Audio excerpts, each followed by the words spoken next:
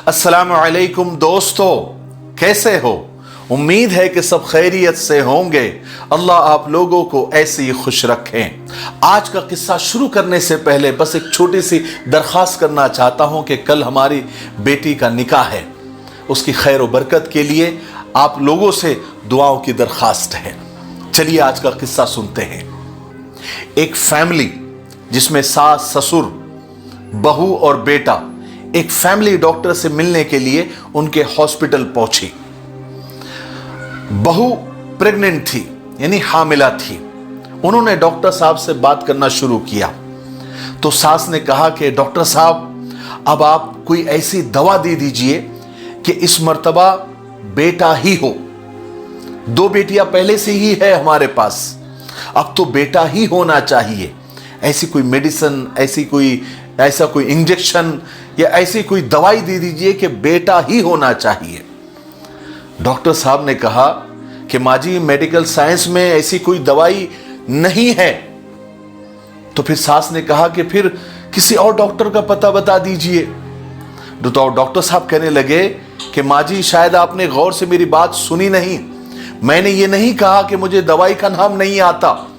मैंने ये कहा कि मेडिकल साइंस में ऐसी कोई दवाई है ही नहीं कि बेटा ही पैदा हो। तो ससुर ने बीच में कहा कि फलानी लेडी डॉक्टर तो है ना, वो किसी ने कहा कि आप उनके पास जाओ। तो डॉक्टर साहब कहने लगे वो सब जाली, नकली और फेक डॉक्टर होते हैं। इस तरह के दावे करने वाले डॉक्टर भी फेक होते हैं और हकीम भी फेक होते हैं और पीर और बाबा भी फेक होते हैं, जो इस तरह के दावे करते हैं कि हमारे पास ऐसा कुछ है जिससे बेटा ही पैदा होगा। ये सब फ्रॉड है। तो शौहर कहने लगा, डॉक्टर साहब, मतलब ये है कि फिर हमारी नस्ल आगे नहीं चलेगी। तो डॉक्टर साहब ने कहा कि ये नस्ल आगे चलना क्या होता है? आपकी जीन्स का अगली नस्ल में ट्रांसफर होना ही नस्ल चलना है। ये काम तो आपकी बेटियां भी कर देंगी, बेटा क्यों जरूरी है? वैसे भी आप लोग आम इंसान हो, आपकी नस्ल में ऐसी क्या खास बात है जो बेटे के थ्रू ही आगे चलने वाली है? तो ससुर कहने लगा कि डॉक्टर साहब, मैं समझा नहीं क्या बात है। तो डॉक्टर साहब कहने लगे, देखो, गायों में एक खास स्पेशल किस्म की एक नस्ल होती है जो दूध ज्यादा देती है। अगर मान लो कि उसमें से सिर्फ एक गाय अगर बच जाए तो थोड़ा सा डर होना चाहिए कि अगर ये गाय भी मर गई तो फिर ज्यादा दूध देने वाली गायों का खात्मा हो जाएगा। तोतों की एक खास किस्म होती है जो बहुत ज्यादा बातें करती है। अगर मान लो उसमें से सिर्फ एक तोती बच जाए तो थोड़ी सी फिक्र होनी चाहिए कि अगर ये भी मर गई तो इसकी नस्ल आगे कैसे चलेगी, बातें करने वाले तोते कहां से पैदा होंगे। तो डरना चाहिए, कोई बात नहीं, कोई हरज नहीं है। अगर जानवरों में स्पेशल किस्म की कोई नस्ल का कोई आखिरी बच गया है तो थोड़ी सी फिक्र होनी चाहिए कि उनके अंदर कुछ स्पेशलिटी है जो अब आगे नहीं चलेगी। आप लोग तो आम इंसान हो, बाकी 6-7 अरब इंसानों की तरह। आखिर आप लोगों में ऐसी कौन सी खास बात है, ऐसी कौन सी स्पेशलिटी है? तो ससुर कहने लगा, डॉक्टर साहब, कोई नाम लेने वाला भी तो होना चाहिए ना। तो डॉक्टर साहब ने बड़े मियां से एक सवाल किया, बड़े मियां, एक बात बताइए, आपके परदादा का क्या नाम है? तो ससुर बगले झांकने लगा, असल में वो हमारे परदादा का नाम।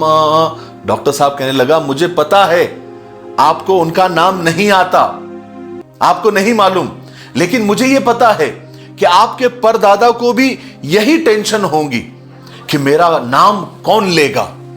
और आज उनकी औलाद को उनका नाम तक पता नहीं है।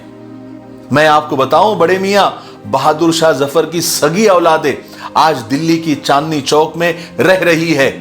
फकीरों से एक दर्जे ऊपर की हालत है उनकी, और सबको बताते फिरते हैं कि हम मुगलिया सल्तनत के असल वारिस हैं, लेकिन लोगों को रत्ती बराबर भी फर्क नहीं पड़ता। वैसे एक बात बताइए कि आपके मरने के बाद अगर आपका कोई नाम ले या न ले, आपको क्या फर्क पड़ने वाला है? آپ کا نام لینے سے قبر میں پڑی آپ کی بوسیدہ ہڈیوں میں کون سی جان آنے والی ہے یا کون سا سرور آئے گا؟ دیکھیے علامہ اقبال رحمت اللہ علیہ کو گزرے ہوئے کافی عرصہ ہو گیا ہے، آج بھی ان کی کتابیں، ان کی شاعری لوگ پڑھتے ہیں، سناتے ہیں۔ بابا صاحب امبیڈکر اور گاندھی جی کو مرے ہوئے کافی سال ہو گئے، لیکن لوگ آج بھی بابا صاحب اور گاندھی جی کو نہیں بھولے ہیں۔ کلام صاحب مر گئے لیکن ان کا نام ابھی بھی زندہ ہے اور رہے گا۔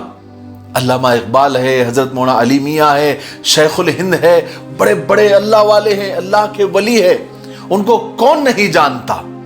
کام ایسے کرو گے تو تمہارے نام لیوا قیامت تک زندہ رہیں گے۔